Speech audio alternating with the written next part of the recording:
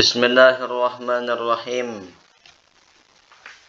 Alhamdulillahi rabbil alamin. Wassalatu wassalamu ala asyrafil anbiya'i wal mursalin Sayyidina Muhammadin wa ala alihi wa sahbihi ajma'in. Allahumma aslih ummata Muhammadin sallallahu alaihi wasallam wa farrij an ummati Muhammadin sallallahu alaihi wasallam warham ummata Muhammadin sallallahu alaihi wasallam wanshur wahfaz wa ayyid nahdatal watani fil alamin bihaqqi Muhammadin sallallahu alaihi wasallam.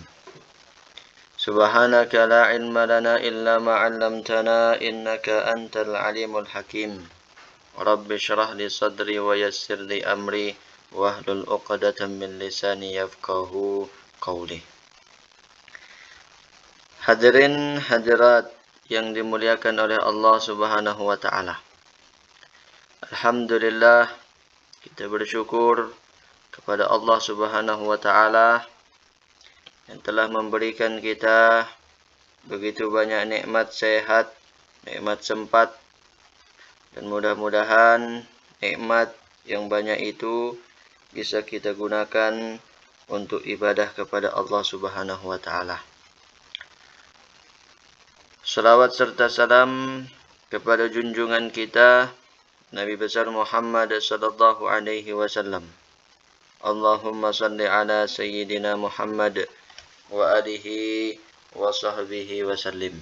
Dan mudah-mudahan kita mendapatkan syafaat beliau kelak di yaumil qiyamah. Amin ya rabbal alamin.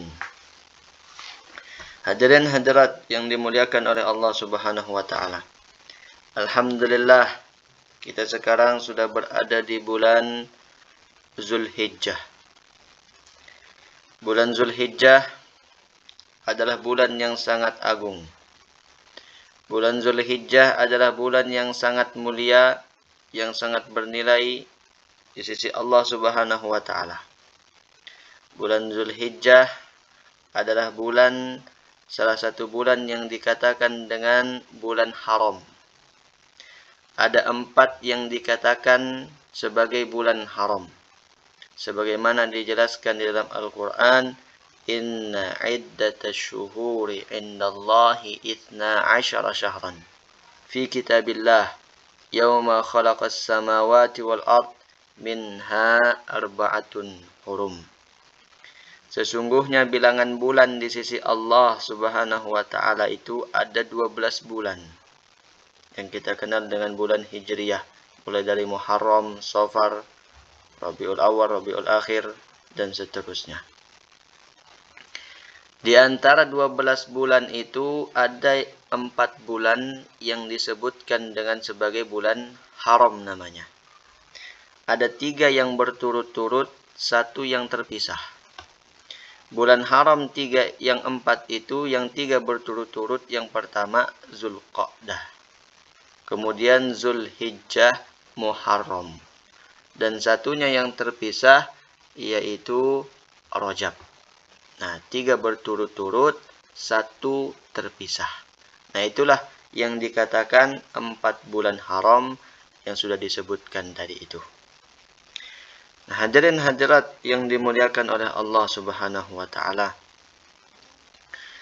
Bulan haram itu artinya bulan di mana diharamkan peperangan pada bulan itu. Bulan haram itu artinya bulan di mana diharamkan kezaliman pada bulan itu. Bulan haram itu artinya bulan yang sangat mulia, yang diharamkan melakukan perbuatan maksiat dosa pada bulan itu. Ia memang melakukan dosa haram di semua bulan. Artinya yang dimaksudkan di sini adalah melakukan dosa pada bulan-bulan haram itu, maka dosanya jauh lebih besar dibandingkan dengan bulan-bulan selain bulan haram itu.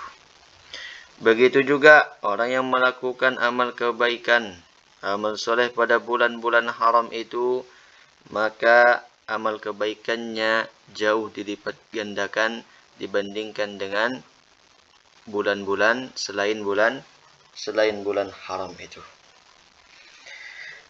Nah, termasuk cara kita memuliakan bulan-bulan haram itu adalah meningkatkan ibadah kita kepada Allah Subhanahu wa taala, meningkatkan amal baik kita kepada Allah Subhanahu wa taala, memperbanyak amal-amalan sunnah maupun yang wajib tentunya, kemudian berusaha semaksimal mungkin untuk kita menghindari perbuatan-perbuatan maksiat, perbuatan-perbuatan yang menimbulkan dosa itu. Terlebih khususnya di bulan Zulhijjah ini.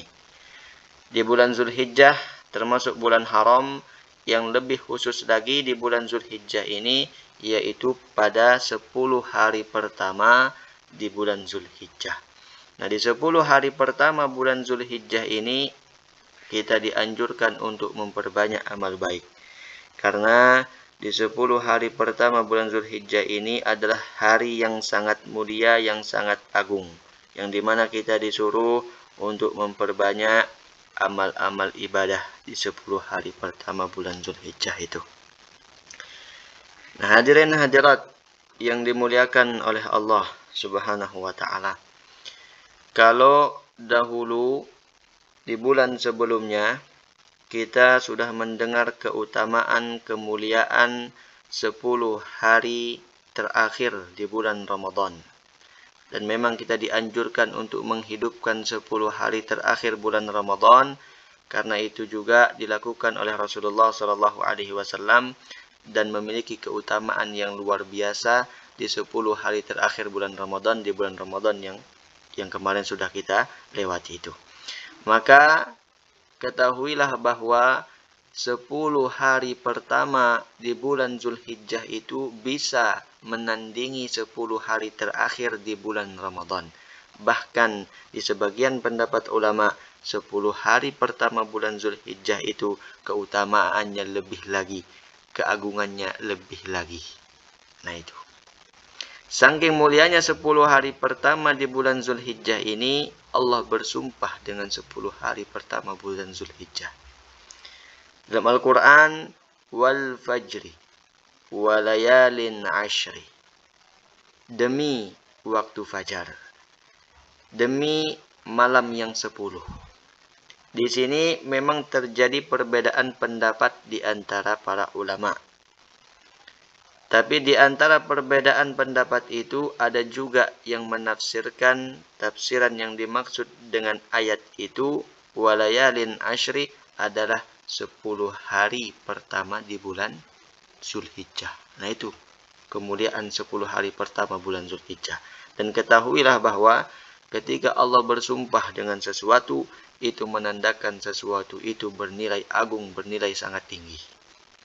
Wadduha wasyamsi waduhaha wal fajri wal asri.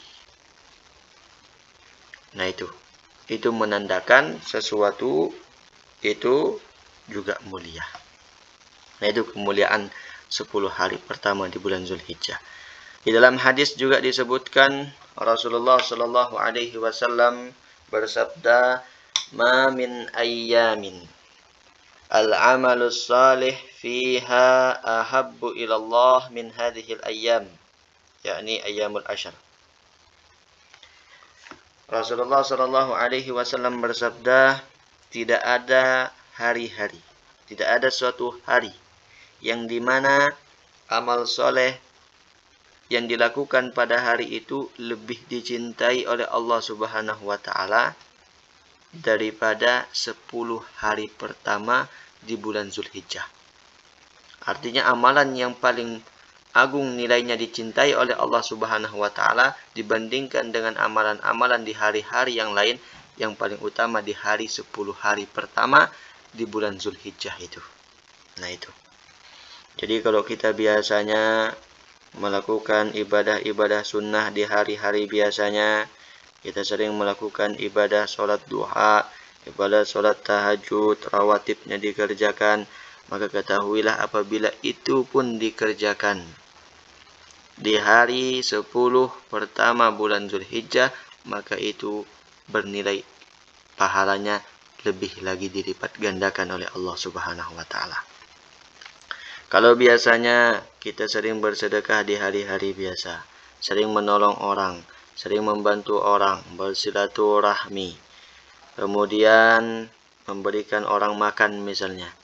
Nah, apabila perbuatan-perbuatan baik itu lebih lagi ditingkatkan atau dilakukan pada bulan Zulhijjah, khususnya di 10 hari pertama itu, maka pahalanya jauh dilipat gandakan lebih lagi nilainya di sisi Allah Subhanahu wa taala. Qalu, mereka para sahabat kemudian bertanya kepada Rasulullah sallallahu alaihi wasallam, qalu ya Rasulullah walal jihad fi sabilillah? Qala walal jihad fi sabilillah. Mereka bertanya, bagaimana dengan jihad fi sabilillah? Apakah jihad fi sabilillah itu bisa menandingi amalan yang dilakukan di 10 hari pertama bulan Zulhijjah itu? Kata Nabi, walal jihad fi sabilillah. Walaupun jihad fi sabilillah, artinya apa? Masih kalah jihad fi sabilillah nilainya dibandingkan dengan melakukan amalan-amalan kebaikan, amal soleh yang dilakukan di 10 awal bulan Zulhijjah itu. Ini keutamaannya sangat luar biasa. Jihad fi sabilillah belum bisa menandingi pahala yang dilakukan, kebaikan yang dilakukan di 10 awal pertama di bulan Zulhijjah itu. Kecuali illa rajulun, kecuali seorang laki-laki kharaja bi nafsihi wa malihi falam yarji' min dzalika bi syai'. Kecuali seorang laki-laki yang keluar berjihad fisabilillah dengan dirinya dan juga dengan hartanya, dan dia tidak kembali dengan sesuatu apapun, artinya mati syahid. Nah, hanya itu yang bisa menandingi amalan yang dilakukan di 10 hari pertama di bulan Zulhijjah itu. Karena jihad ini ada tingkatan-tingkatannya juga. Ada jihad yang paling tinggi kedudukannya itu, yang pertama adalah jihad dengan jiwanya dan juga dengan hartanya. Dengan jiwa dan dengan harta. Mati di jalan Allah. Mati fisabilillah. Itu jihad yang paling tinggi. Nah, ini yang bisa menandingi amalan yang dilakukan di 10 hari pertama di bulan Zulhijjah itu. Ada jihad yang nomor 2. Kedudukannya nomor 2. Yaitu jihad dengan jiwanya saja. Tapi tidak dengan harta. Karena mungkin dia tidak menjadi orang yang kaya, tidak dititipkan harta yang begitu banyak, tapi dia memiliki kekuatan untuk berjihad. Dia memiliki otot misalnya, memiliki kekuatan, kuat tubuhnya untuk melawan musuh. Nah, dia berjihad dengan jiwanya tapi tidak dengan hartanya. Bagus juga, tapi kedudukannya nomor 2. Ada yang ketiga, berjihad dengan hartanya, tidak dengan dirinya. Dia orang yang kaya, dia tinggal di rumah, nggak bisa ikut perang, sakit atau ada uzur, dan lain sebagainya. Tapi dia keluarkan hartanya untuk membantu orang-orang yang berjihad perang itu. Nah, itu juga jihad namanya. Dan itu posisinya ke nomor 3. Bagus juga. Nah, semua itu, jihad-jihad itu tidak bisa menandingi amalan yang dilakukan di 10 hari pertama di bulan Zulhijjah. Kecuali jihad yang nomor 1 tadi, yang keluar dengan harta dan jiwanya, kemudian mati di jalan Allah Subhanahu wa ta'ala. Nah, inilah keutamaan begitu agungnya, begitu mulianya, yang namanya 10 hari pertama di bulan Zulhijjah ini. Dan terkadang sebagian kita juga lupa terhadap keutamaan yang ada di 10 hari pertama bulan Zulhijjah ini. Maka penting untuk kita saling mengingatkan itu. Nah, hadirin hadirat yang dimuliakan oleh Allah Subhanahu wa ta'ala. Qala ba'dul ulama, berkata sebagian ulama, innallaha idza ahabba 'abdan ista'malahu fil awqatil fadilah bi fawaidil a'mal, wa idza makkatahu ista'malahu fil awqatil fadilah bi sayyi'il a'mal. Berkata sebagian ulama, sesungguhnya Allah Subhanahu wa ta'ala, apabila Allah mencintai seorang hamba, maka Allah akan gunakan, maka Allah akan berikan hamba ini kekuatan di waktu-waktu yang mulia untuk mengerjakan amalan-amalan yang mulia. Waktu-waktu yang mulia, hari-hari yang mulia, misalnya di hari Jumat, hari yang sangat mulia, dipilih sebagai Sayyidul Ayyam, Di situ kita dianjurkan untuk memperbanyak sholawat. Kemudian membaca Yasin, membaca surah Al-Kahfi. Nah, ada seorang hamba di hari Jumat, dia gunakan hari itu dengan sebaik-baiknya, meningkatkan ibadah, fokus kepada akhirat, duduk di musola, duduk di masjid, duduk di majelis ilmu, baca Al-Quran, membaca surah Al-Kahfi, membaca Yasin, hizib, kemudian memperbanyak sholawat. Mudah dia lakukan itu. Atau di bulan Zulhijjah, hari yang mulia, bulan yang mulia, kemudian dia mudah untuk mengamalkan amalan-amalan yang mulia, digerakkan hatinya oleh Allah Subhanahu wa taala untuk mudah mengamalkan itu, meningkatkan ibadahnya, meningkatkan amal solehnya, terlebih di 10 hari pertama bulan Zulhijjah. Nah, dia mudah dalam melakukan itu. Nah, itu pertanda Allah cinta kepada seorang hamba itu. Tapi sebaliknya, di hari Jumat, ketika orang sibuk dengan amalan-amalannya, dengan zikir-zikir sholawatnya, di hari-hari yang mulia itu, orang sibuk dengan amalan-amalan yang mulia, tapi ada seorang hamba, dia malah keluar, kemudian melakukan na'udzubillah, melakukan dosa pada hari-hari yang mulia, di malam Jumat, atau di bulan yang sangat mulia, dan dia tidak peduli, dan dia tidak tahu itu hari mulia atau tidak. Semuanya dilanggar di situ. Tidak ada rasa menghormati dan memuliakan bulan-bulan yang mulia, hari-hari yang mulia, waktu-waktu yang mulia.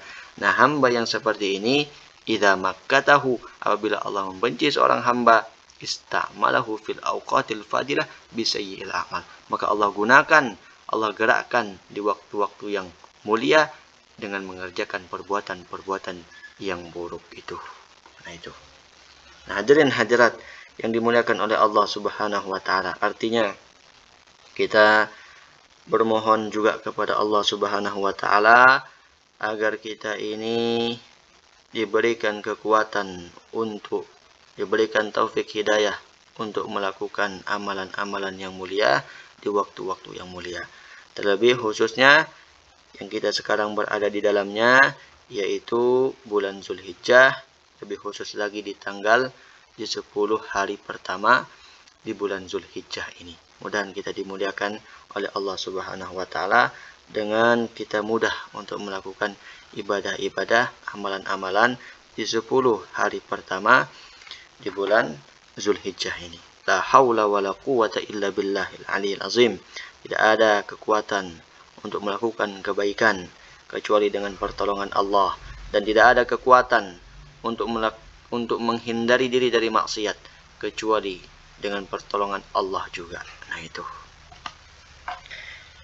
Nah, hadirin hadirat yang dimuliakan oleh Allah Subhanahu wa taala, kemudian amalan apakah yang harus kita amalkan di 10 hari pertama di bulan Zulhijjah ini? Nah, di sini disebutkan di antara amalan-amalan yang bisa kita lakukan di 10 hari pertama bulan Zulhijjah, yang pertama, amalan yang sangat mulia, yaitu melakukan ibadah haji dan umrah, tentunya bagi yang mampu. Disebutkan di dalam hadis, al-umratu ilal umrati kafaratun lima bainahuma wal hajjul mabrur laisa lahu jazaa'un illal jannah. Umrah yang satu ke umrah yang lain. Nah, di antara umrah itu ada penghapusan dosa di situ. Dan bagi orang yang berhaji dan hajinya itu mabrur, tidak ada balasannya orang yang berhaji mabrur kecuali surga yang akan dia dapatkan. Nah, ini amalan yang bisa dilakukan di bulan Zulhijjah ini. Dan mudah-mudahan saudara-saudara kita yang sedang melakukan ibadah haji, keluarga kita, siapapun itu kaum muslimin muslimat, mudahan di sana mereka diberikan kesehatan, dilancarkan dalam aktivitas ibadah hajinya, kemudian mendapatkan haji yang mabrur, dan mudah-mudahan kita juga diberikan kesempatan oleh Allah Subhanahu wa taala untuk memenuhi panggilannya, yaitu menunaikan ibadah haji dan umrah itu. Amin ya rabbal alamin.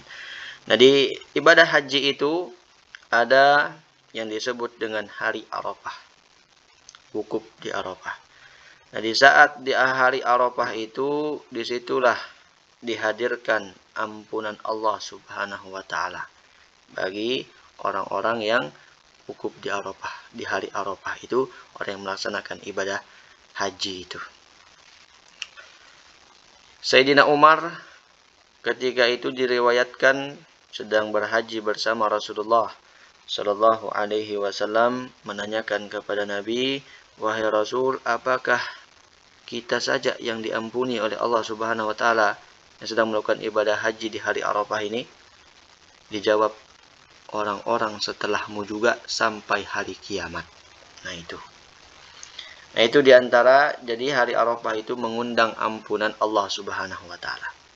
Itu diantara amalan yang bisa dilakukan di bulan Zulhijjah, yaitu ibadah haji dan umrah.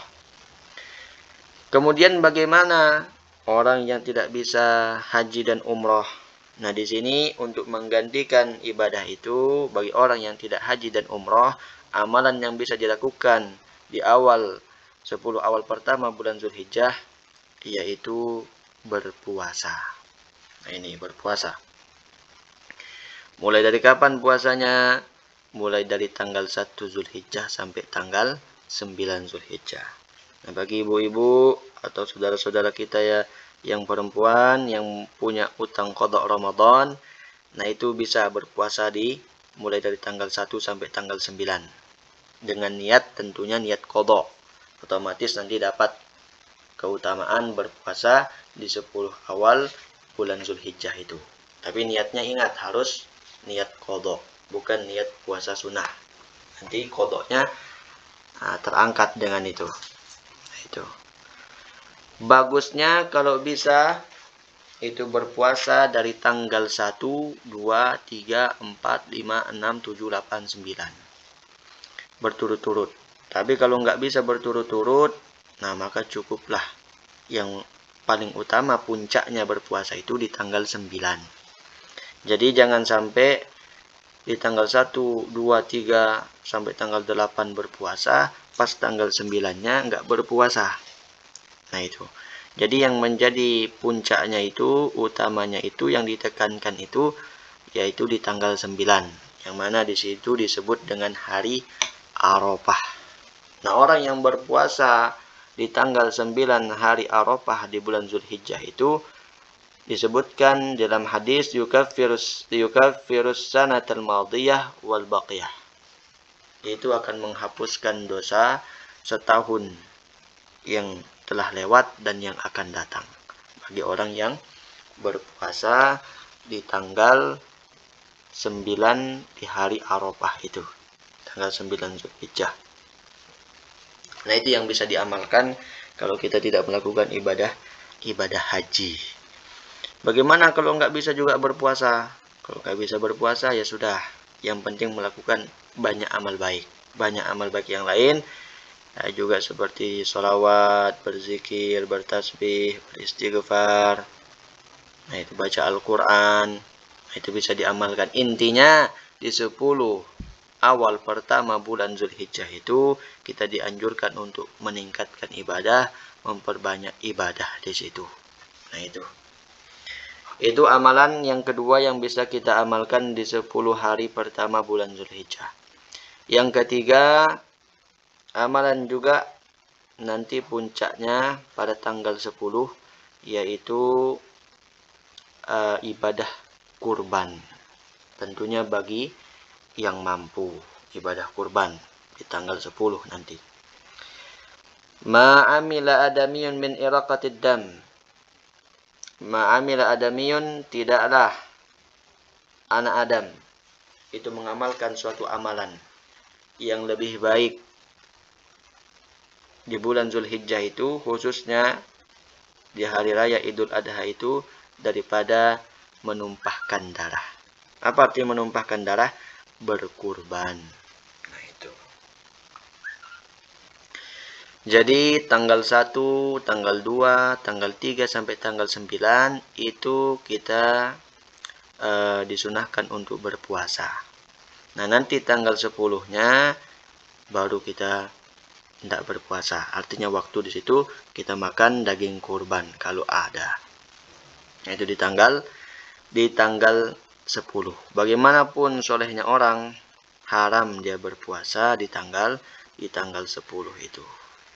Itu bagi orang yang berkurban. Mudah-mudahan kita diberikan kemudahan juga untuk bisa mengamalkan yang namanya ibadah kurban, untuk bisa berkurban insyaallah.